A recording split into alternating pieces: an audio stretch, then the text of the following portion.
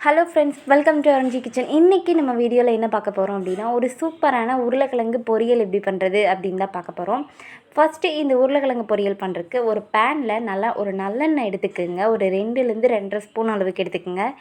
இது நல்லெண்ணெயில் பண்ணால் தான் வந்து டேஸ்ட் ரொம்பவே சூப்பராக இருக்கும். அதனால் நான் நல்லெண்ணெய் எடுத்திருக்கேன். இப்போ எண்ணெய் நல்லா காஞ்சி வரும்போது 1 ஸ்பூன் அளவுக்கு கடுகு உளுந்தம் பருப்பு சேர்த்துக்கலாம். இந்த கடுகு உளுந்தம் பருப்பு நல்லா வெடித்து வரும்போது நம்ம வந்து சின்னதாக கட் பண்ணி எடுத்துருக்கிற உருளைக்கிழங்கு இதில் சேர்த்துக்கலாம்.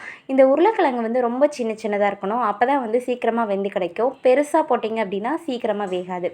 இப்போது இந்த உருளைக்கிழங்கை லைட்டாக இந்த எண்ணெயிலேயே நல்லா வதக்கி விட்டுட்டு இதில் நம்ம என்ன சேர்க்கணும் அப்படின்னா, ஃபஸ்ட்டு 1 ஸ்பூன் உப்பு சேர்த்துக்கலாம். அதுக்கப்புறம் மஞ்சள் தூள் 1 ஸ்பூன் வந்து இந்த ஸ்டேஜ்லேயே நம்ம சேர்த்துடணும். அது கூட கொஞ்சம் பெருங்காயத்தூளும் சேர்த்துடணும். இப்போ உப்பு பெருங்காயத்தூள் ரெண்டும் சேர்த்தாச்சு. அடுத்து நம்ம மஞ்சள் தூள் சேர்த்துக்கலாம். ஒரு 1/2 ஸ்பூன் அளவுக்கு மஞ்சள் தூள் சேர்த்துக்குங்க. இப்போ இது எல்லாத்தையும் நல்லா கலந்து விட்டுறலாம்.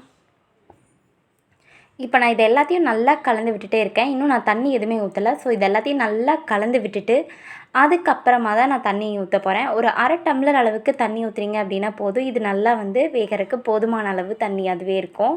ஸோ இப்போ வந்து நல்லா இதை கலந்து விட்டுட்டு ஒரு 1/2 டம்ளர் அளவுக்கு தண்ணி சேர்த்துக்கலாம்.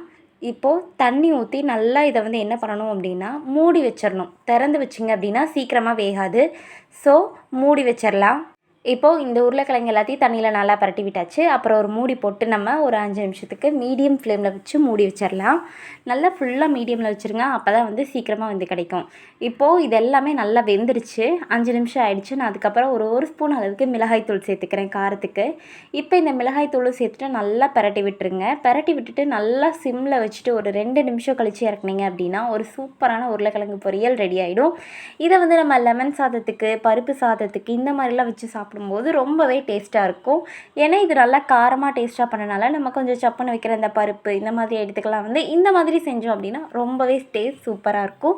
நீங்களும் ட்ரை பண்ணி பாருங்கள். ட்ரை பண்ணி பார்த்துட்டு இந்த உருளைக்கிழங்கு எப்படி வந்துச்சுன்னு சொல்லி மறக்காமல் கமெண்ட்டில் சொல்லுங்கள். அப்படியே நம்ம சேனலில் சப்ஸ்கிரைப் பண்ணாதவங்க மறக்காமல் சப்ஸ்கிரைப் பண்ணிக்கிங்க. Thank you friends.